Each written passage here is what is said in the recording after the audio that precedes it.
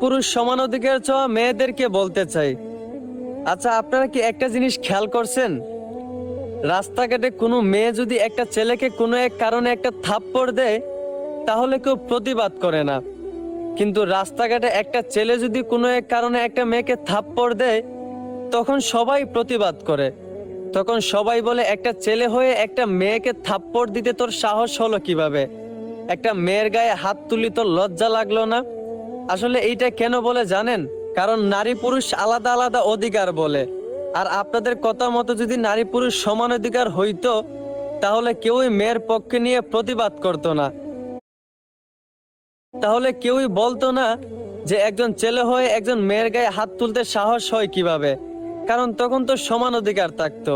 আর সমান অধিকার হলে একটা মেয়ে যদি একটা ছেলের গায়ে হাত তুলতে পারে, একটা ছেলে কোনো একটা মেয়ের গায়ে হাত তুলতে পারবে না। আরে আমার বোন, ইসলাম নারী পুরুষকে আলাদা আলাদা অধিকার দিয়েছে, তবে কাউকে কম দেয় নাই, কারো সম্মান কম দেয় নাই, বরঞ্চ ইসলাম নারীদের সম্মান আরো বাড়িয়ে দিয়েছে। ইসলাম নারীদেরকে পর্দায় থাকতে বলছে। আপনি নারী যত পর্দায় থাকবেন আপনার সম্মান ততই বাড়বে।